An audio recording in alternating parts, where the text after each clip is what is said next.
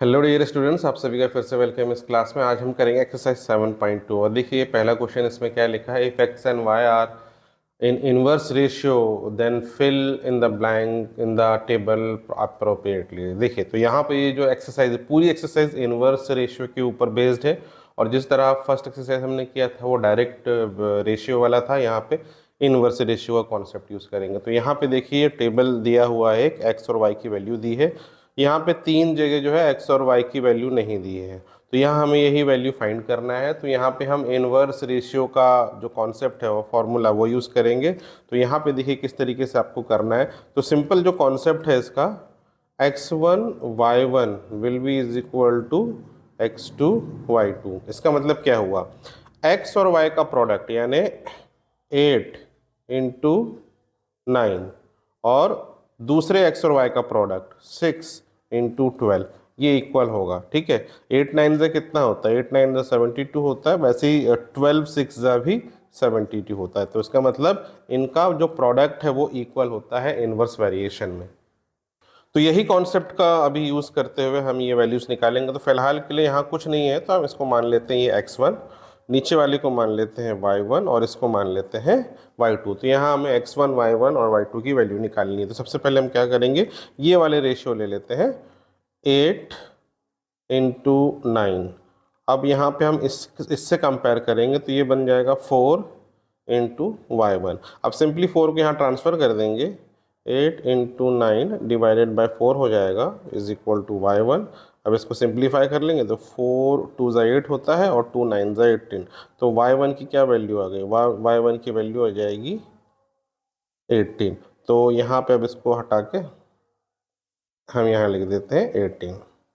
ठीक है, अब इस तरह आपको इसकी भी वैल्यू निकालनी है x1 की, तो उसके लिए फिर से हम ऐसे ही करेंगे, 8 into 9 will be equal to x1 into 10। ठीक है, x1 इंटू 10। अब यहाँ पे हम क्या करेंगे, इनको मल्टीप्लाई कर लेते हैं। 8 9 ज़ा 72 होता है और 10 को इसके नीचे ले आते हैं यानी यहाँ पे ले आते हैं। तो ये हो गया x1। अब ये 10 से डिवाइड करेंगे तो ये डेसिमल में आंसर आ जाएगा और इसकी वैल्यू होगी x1 इज इक्वल टू 7.2। तो जो सेकंड वैल्यू हमने निकाला x1 जो है 7.2, तो यहाँ पे आप लिख सकते हैं अब 7.2। अब y2 निकालने के लिए यहाँ हम कर लेते हैं 8 into 9 is equal to 36 into y2, 36 into y2। अब 36 को आप यहाँ ले जाइए तो 8 9 ज़ा होता है 72 divided by 36 is equal to y2। अब 36 बन जा 36, 36 2 जा 72 होता है। तो इसका मतलब आप लिख सकते हैं y2 की जो वैल्यू आएगी वो आएगी 2। तो मतलब ये वैल्यू यहाँ पे अब हम लिख सकते हैं, इसकी वैल्यू होगी 2। अब नेक्स्ट क्वेश्चन, क्वेश्चन नंबर 2 देखेंगे। देखिए इसमें लिखा है fill in the blanks in the variation table. तो इसका मतलब क्या है, ये जो है एक टेबल दिया है और ये इनवर्स वेरिएशन का है क्वेश्चन।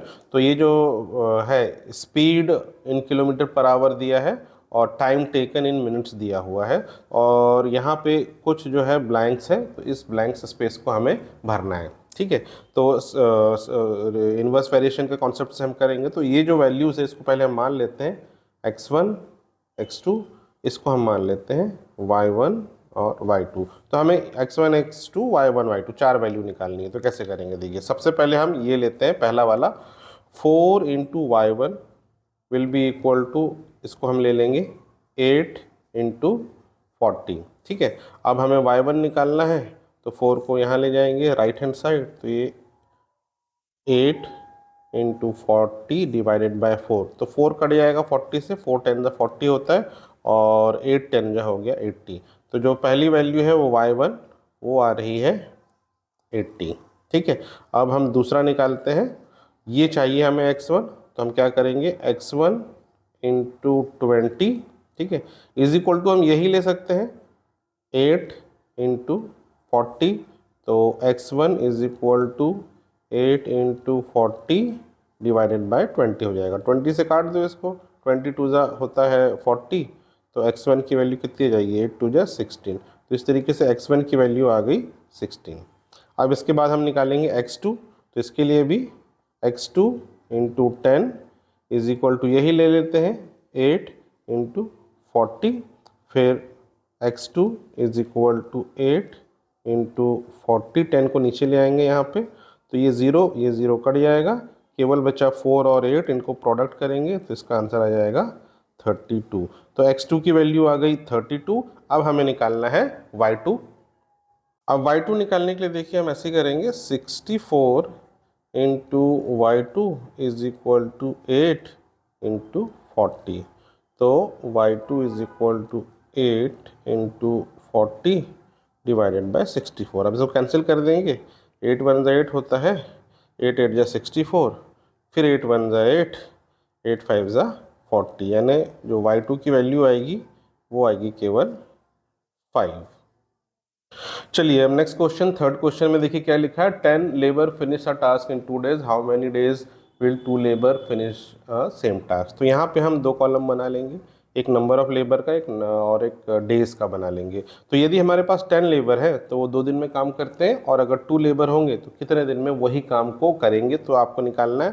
तो ये इनवर्स रिलेशन है, तो सिंपली हम लिखेंगे 10 इंटू 2 इज इक्वल टू, फिर इन दोनों का प्रोडक्ट 2 इंटू एक्स। देखिए दोनों तरफ 2 आप कैंसिल कर सकते हैं, तो सिंपली जो आंसर आएगा x is equal to 10 days. तो इसका मतलब अगर 2 लेबर वही काम करेंगे तो उनको 10 डेज लगेगा। नेक्स्ट क्वेश्चन फोर्थ में देखेंगे, 45 labour finish work in 27 days, यानी अगर हमारे पास 45 लेबर है तो वो 27 डेज में वो काम कर लेते हैं, तो कितने लेबर हमें चाहिए होंगे ताकि वो काम 15 डेज में ख़त्म हो जाए। तो हमें वो वैल्यू निकालनी है, तो उसको हमने x मान लिया। अब इसको सिंप्लीफाई करेंगे तो ऐसे कर सकते हैं, x into 15 is equal to 45 into 27। अब 15 को आप राइट साइड ले जाएंगे तो x is equal to 45 into 27 divided by 15 हो जाएगा। तो 15 से कट जाएगा, 15 1 जा 15, 15 3 जा 45 होता है, 3 और 27 को मल्टीप्लाई कर लेंगे तो 3 7 जा 21 का 1 यहाँ, 2 कैरी एंड 3 2 जा 6 प्लस 2 हो गया 81। तो जो x की वैल्यू आ रही है 81, इसका मतलब क्या है, 81 लेबर्स अगर हमारे पास होंगे तब 15 डेज में वो काम कंप्लीट होगा। नाउ नेक्स्ट क्वेश्चन करेंगे, question number 5, a bus take 6 hour to cover certain distance with a speed of 30 kilometre per hour. इसका मतलब ये है कि एक बस 30 किलोमीटर पर आवर की स्पीड से यदि चलती है तो एक पर्टिकुलर डिस्टेंस उसको ट्रैवल करने में 6 घंटा लगता है। तो अब हमको ये बताना है कि अगर वही डिस्टेंस को हम 4 घंटे में कवर करना चाहें तो स्पीड कितनी होनी चाहिए बस की। तो ये भी एक इनवर्स रिलेशन है, इसको हम ऐसे सॉल्व करेंगे, x into 4 is equal to 30 into 6। So x is equal to 30 into 6 divided by 4। ठीक है, इसको 2 से काट देंगे, 2 2 जा 4, 2 3 जा 6 होता है, फिर ये 2 से कट जाएगा, 2 1 जा 2, 2 15 जा 30 होता है। तो x is equal to 15 into 3 बचेगा, और 15 3 जा कितना होता है, 15 3 जा होता है 45। यानी अगर वो 45 किलोमीटर पर आवर की स्पीड से चलेगा तब 4 घंटे में सेम डिस्टेंस कवर कर पाएगा। अब हम करेंगे क्वेश्चन नंबर 6, इसमें लिखा है 40 horses eat 1 quintal of grain in 7 days. यानी जो 40 हॉर्सेस यानी घोड़े अगर हैं हमारे पास तो वो 1 क्विंटल जो उनका अनाज है या ग्रेन है वो 7 दिन में चट कर जाते हैं, ख़त्म कर जाते हैं। ठीक है, तो अब आपको ये बताना है कि अगर उस अनाज को 28 डेज तक यूज़ करना है तो कितने घोड़े लगेंगे, यानी कितने घोड़े वही अनाज 1 क्विंटल का अनाज 28 डेज में ख़त्म करेंगे। तो इसको हमने x मान लिया, अब इसको सॉल्व कर लेते हैं, x into 28 is equal to 40 into 7। तो x is equal to 40 into 7 divided by 28 कर लेंगे। अब देखो 7 1 जा 7, 7 4 जा 28 एंड 4 1 जा 4, 4 10 जा 40। तो कैंसिल हो गया सारा का सारा, तो x की वैल्यू कितनी आएगी, केवल आएगी 10। तो इसका क्या मतलब है, 10 हॉर्स जो है 28 डेज में वही ग्रेन को ख़त्म करेंगे। नाउ नेक्स्ट क्वेश्चन है क्वेश्चन नंबर 7, इसमें क्या लिखा, a hostel has 15 days of food for 300 student. मतलब अगर एक हॉस्टल में 300 स्टूडेंट है तो उनके पास जो फूड है वो 300 स्टूडेंट्स 15 डेज तक खा सकते हैं, उसके बाद खत्म हो जाएगा सारा खाना, ठीक है। अब इसमें बोला है आगे, if 200 student leave the hostel due to vacation, मतलब अब छुट्टियां आ गई है तो 300 में से 200 बच्चे घर चले गए छुट्टियों में, तो इसका मतलब कितने स्टूडेंट हॉस्टल में रह गए? सिंपली सी बात है 300 माइनस 200 यानी 100 स्टूडेंट अब हॉस्टल में रह गए। तो अब हमको ये बताना है अगर 100 स्टूडेंट होंगे तो वही खाना कितने दिन तक यूज़ हो जाएगा, ठीक है। तो अब हम इसको निकालते हैं, सिंपली x इंटू 100 करेंगे which is equal to 300 into 15, तो x is equal to 300 into 15 divided by 100 हो जाएगा। तो ये 2 0 300 का काट देंगे और 3 इंटू 15 कर लेंगे तो इसका आंसर आ जाएगा 45 डेज। तो इसका मतलब है यदि 100 स्टूडेंट होंगे तो वही खाना 45 डेज तक चल जाएगा।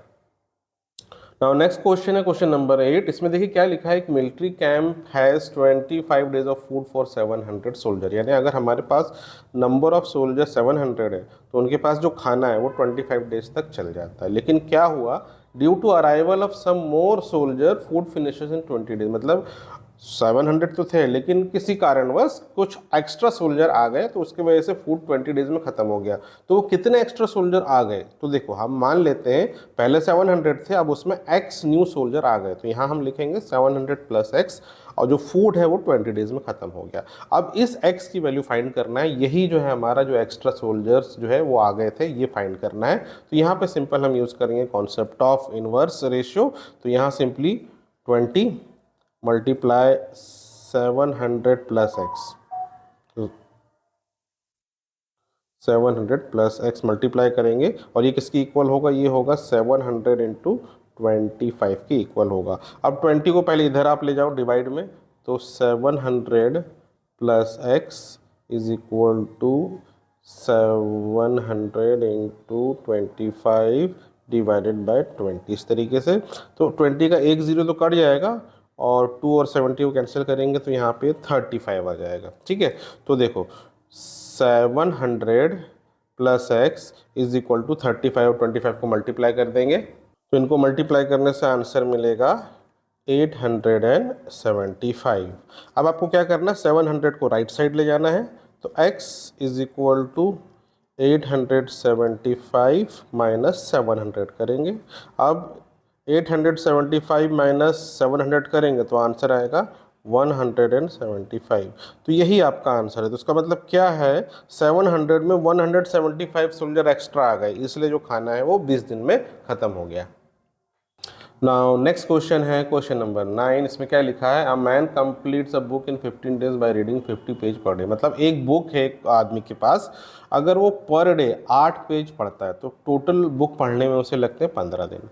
अब उसको बोला यदि वो पर डे 12 पेजेस पढ़े तो कितने दिन में वही बुक ख़त्म हो जाएगी, ठीक है। तो simply x into 12 is equal to 8 into 15 करेंगे। अब x की जो वैल्यू है वो 8 इंटू 15 बाई 12, सो 4 2 ज़ा 8 हो गया, 4 3 ज़ा 12 हो गया, 3 1 ज़ा 3, 3 5 ज़ा 15, तो 2 और 5 बचा, इसको मल्टीप्लाई करेंगे तो आंसर आता है 10। इसका मतलब है 10 डेज में वही बुक खत्म हो जाएगी। नाउ अब देखते हैं क्वेश्चन नंबर 10। इसमें लिखा है military camp has 21 days of ration for 105 soldier, इसका मतलब 105 सोल्जर हैं, उनके लिए जो है 21 डेज़ का राशन है हमारे पास। तो उसमें बोला है अगर 42 सोल्जर और आ जाए, तो 42 अगर हम जोड़ते हैं 105 में तो वो हो जाता है 147। इसका मतलब है यदि 147 सोल्जर अगर हो जाए उसी कैंप में तो वही राशन कितने दिन तक चलेगा, ये हमको निकालना है। तो सिंपली हम मल्टीप्लाई कर लेंगे x into 147 is equal to 105 into 21.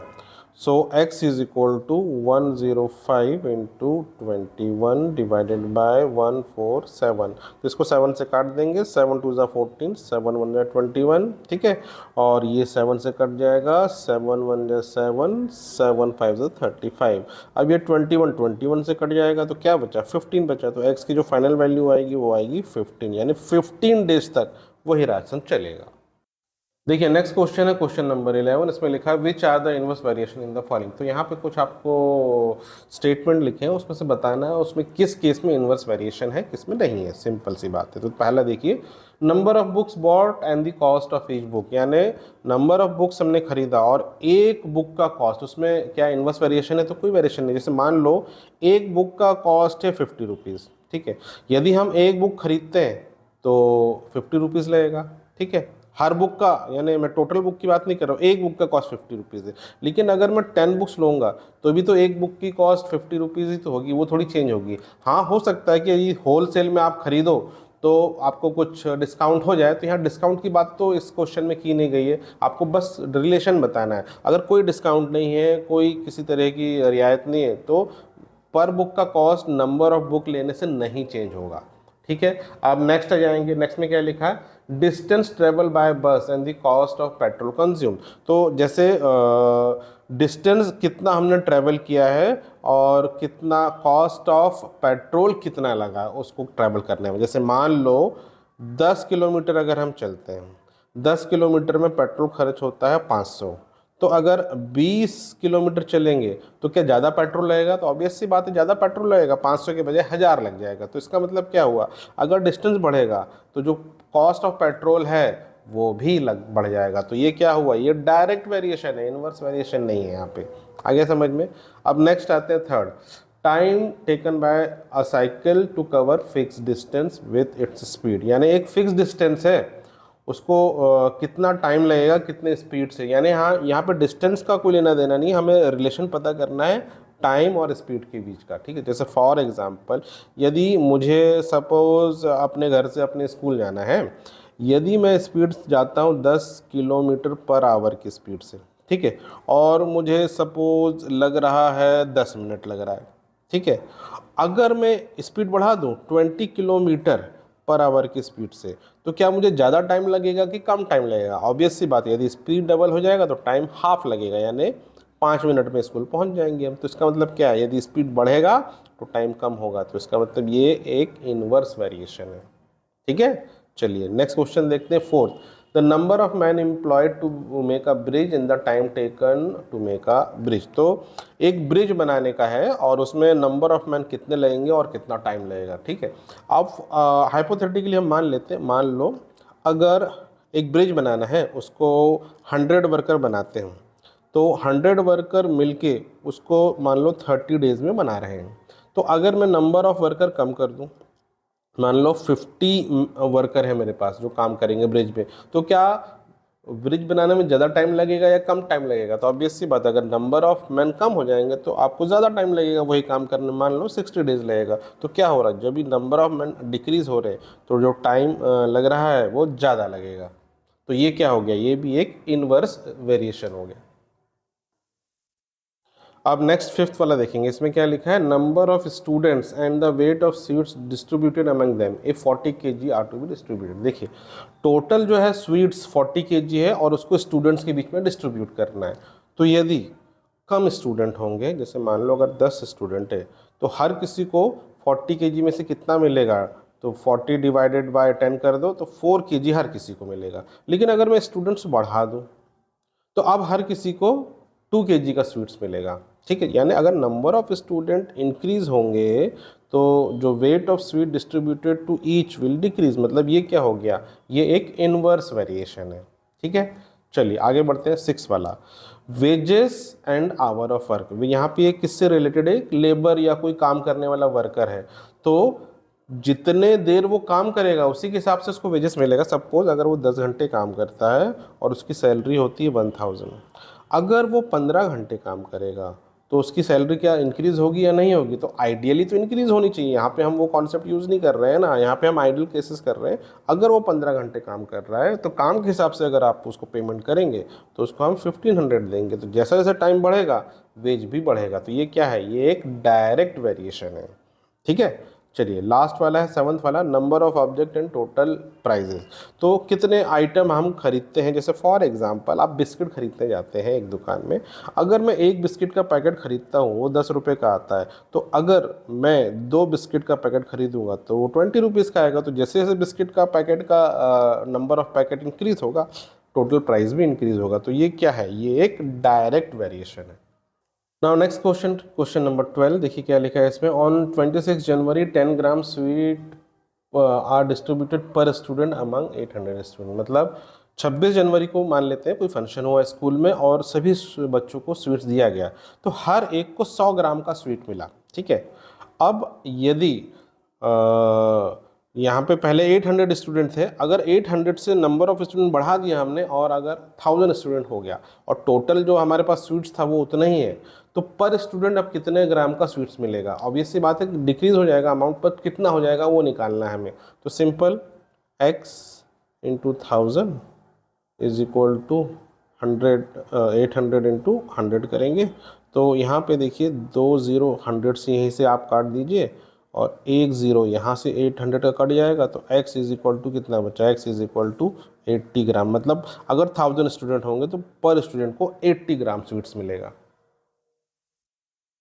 Now last question करते हैं एक्सरसाइज का, जो है 13 क्वेश्चन। इसमें लिखा है if a tap takes 1 hour in filling 640 litre water then the water tank is filled in 10 hour. देखो इस क्वेश्चन का मतलब क्या है कि हमारे पास एक पानी की टंकी है और इसमें हमने एक नल लगा रखा है। अब इस नल की जो स्पीड है वो है 640 लीटर पर आवर, यानी 1 घंटे में 640 लीटर भरता है।